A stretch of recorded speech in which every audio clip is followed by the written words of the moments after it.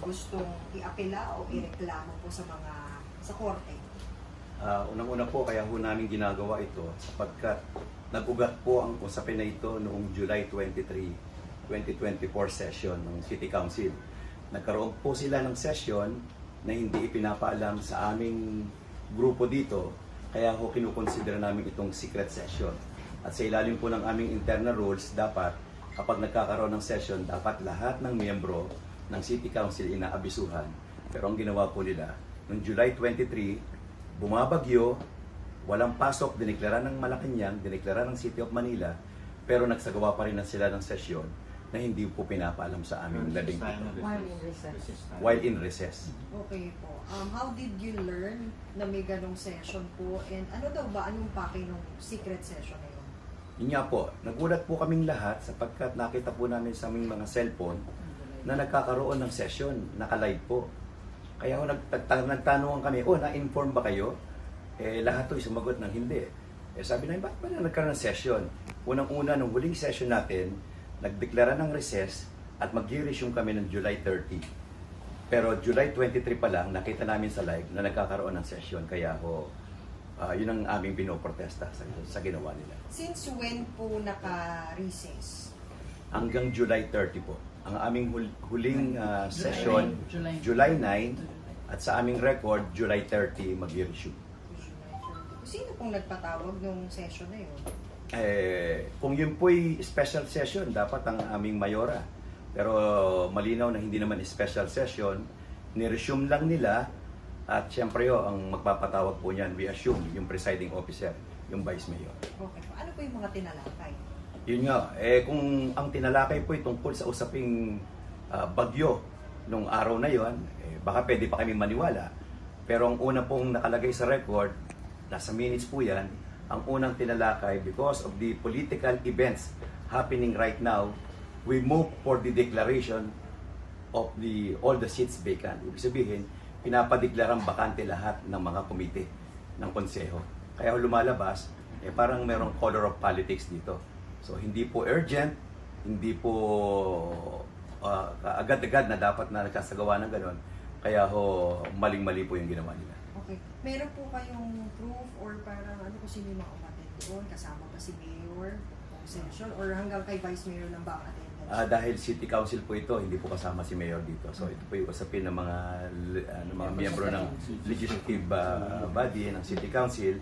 So si Presiding Officer Vice Mayor Yul Serbo at yung kanyang mga kasamahan po sa naumani po sa Mayor.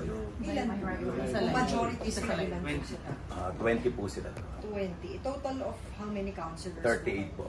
38 po. Ilan po kayong hindi naka-attend? Actually, 17 po, meron po kaming kasamahan na naka-attend doon dahil tinawagan siya. Pero after niyang malaman na mali iyon, sumama po siya sa amin. Konsi, nabanggit yung political events before that. Ano po ba yun? Well, Ano nangyari? siguro kinukonsidera po nila na nalaman nila na kami po ay sumama kay Yorme Isko Moreno. Yung po siguro ang kanilang tinutukoy kung kaya kinukonsidera po nilang ito'y isang turn of political events.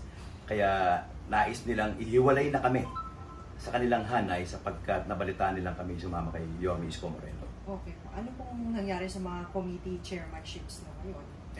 Ayon po dun sa kanila at sa nangyari sa amin, tinanggal po kami. Ako, tinanggal bilang assistant majority floor leader at bilang chairman ng Games and Amusement. At itong mga kasamahan ko, lahat po sila tinanggal din sa mga committee nila. Okay. Na naging dahilan para mawalan po ng trabaho yung mga taong nagtatrabaho sa mga committee namin yun. Nabanggit yung assistant majority floor leader kayo eh. Hindi ba parang imperative na dapat alam nyo rin kung may session o wala? Oo nga po, every assistant majority floor leader ako. Ni text, ni tawag, wala. Pero sila, meron, may tawagan sila. Talagang kitang-kita ho na they are in bad faith sa sinagawa nilang yon. At yung unang-unang topic, they move for the reorganization. At tingin ko, hindi natin kailangan ng lawyer para basahin yung naganap na yun. May mga isang buwan na rin po kasi since nangyari yung secret session, no? Did you try to ask the concerned councilors? Actually, tuwing session po, Yun po nagiging topic namin, paikot-ikot. Kaya ho kami inaakusahang parang sirang plaka na. Redundant na, paulit-ulit namin kine-question sapagkat lahat po ng proceedings, lahat ng session na mangyayari ay magiging questionable sapagkat bilang minority sa ngayon, dapat po kami lahat naaabisuhan sa mga magaganap na mga committee hearings at lahat ng referral na yun dapat po sa amin. At kailangan magkaroon ng representasyon yung tunay na dominant minority group. Sorry, so sir, formally, minority block na po kayo? Yes, technically, legally, dapat kami po. Kasi under our internal rules, ang eleksyon at pagpili ng mga minority officers ay manggagaling lamang sa mga miyembro ng minority. Kami lang ho at kami lang ho dapat mamili. Pero nag-organize na. Clarify ko lang po, basta lahat po ng councilor dito ngayon, wala pong klarong committee chairmanships ngayon. Wala po. So, councilor lang po kayo. Councilor lang po. Even yung minority leadership, hindi Wala. pa klaro. Wala po. They're just They assuming. considered us all as independent daw. Ang minority floor leader ay Who's the minority? Yung kapatid. Ang minority floor leader ay yung pong kapatid ng ating mayorya. At the same time, siya rin po yung chair. Kapatid ni Vice Mayor. Ni Mayor. Kapatid ni Mayor po. At the same time, siya rin po ang chairman ng Committee on Appropriation. Isa pa. And ways and means. Okay. So, may mga critical na committees po. Dapat po kapag siguro lahat ng legislative body, hindi lang sa Pilipinas, kapag ikaw ang na-assign na chairman ng Committee on Appropriation, it should come from the majority group, hindi sa minority. So parang awkward na ikaw ang minority, ikaw ang chairman ng appropriation. Parang hindi yata tama. Nandito po ba yung dating chairman ng budget? Siya rin po. Siya na rin po dati pa. Pati Ways and Means siya na rin po dati. So nadagdag yung minority. Siya po ang Ways and Means. Chairman ng Okay po. Tinanggal po sa kanya, ibinigay din po dun sa So, aming ang minority bigay po floor. kay Consi Lacuna ay yung minority leadership at saka yung sa Chairman Ways and ng Means po. appropriation The and Ways and Means. appropriations dati pa po nasa kanya. Siya rin po. Okay po. Ano po ang ating magiging parang recourse for this to resolve this legality or question natin? Kaya po kami nagsasama-sama ngayon sapagkat wala na po kami matakbuhan dito. Hindi na po kami pinakikinggan sa loob ng konseho at they are always using the numbers. Na sila raw ang mas maraming numero, kaya parang we are helpless. Kaya tingin namin the proper forum would be the regular courts para maresolbuhan na once and for all yung aming hinaing na kung totoo bang tama at merong basihan yung kanilang ginawang secret session nila. Okay po.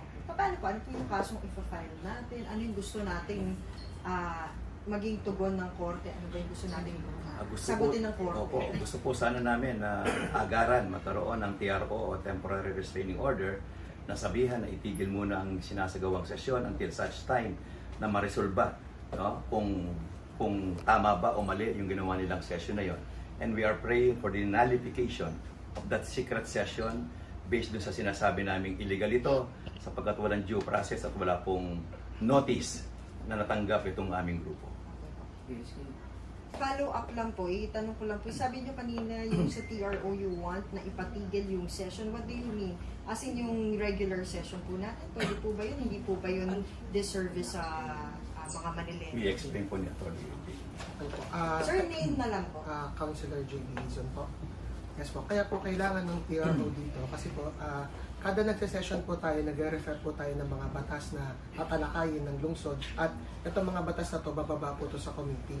Ang committee po, ang system natin para may check and balances, may tamang representative po dyan ng majority tsaka minority para napapag-usapan talaga ng dalawang panig kung ano ba yung lalabas dito. Sa current na setup po ngayon kasi, kami po ay hindi nare-recognize bilang minority.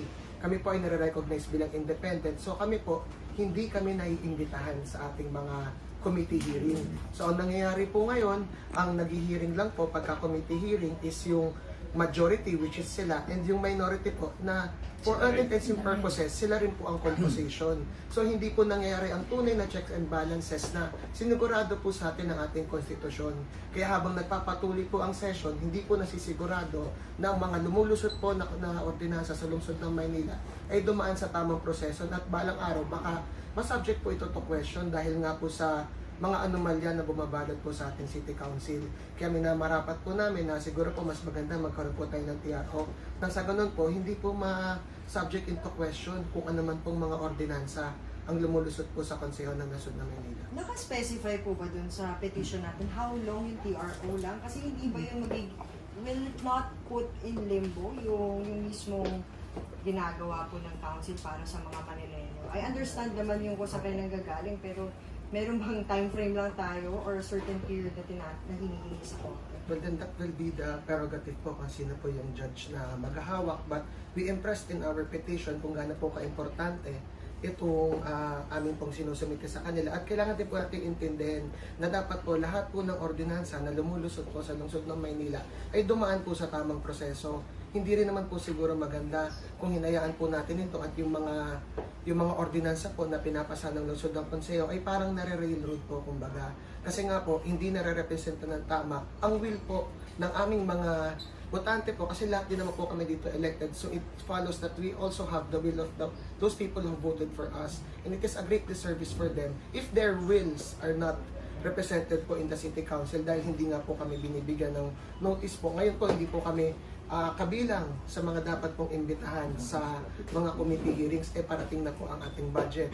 So imagine nyo po, magkakaroon po tayo ng sitwasyon na kung saan ang budget po ng buong lungsod ay tatalakayin, pero isang panig lang po ang imbitado sa mga committee hearing. Hindi po tayo magkakaroon ng check and balances na sinigurado po sa ating konstitusyon. Yun lang naman po ang pinaglalaban natin. Nakita ko lang po may pinipirma. Ano ba ito? Magpapalabas ba kayo ng parang manifesto to the council? Paano ba yun? Ano po yung pinipirma kami? And what does it indicate? Yung pong pinipirmahan po yun, verification po. Ibig sabihin po, Ah, kailangan po for the yun. court po yun. Para po sa korte yung pinipirmahan natin. Sige po, thank you po. Hingi na lang po sana ko kahit sa staff nyo yung kompletong listahan nyo pong mga councilor. And at the same time, ano po yung mga posisyong inalis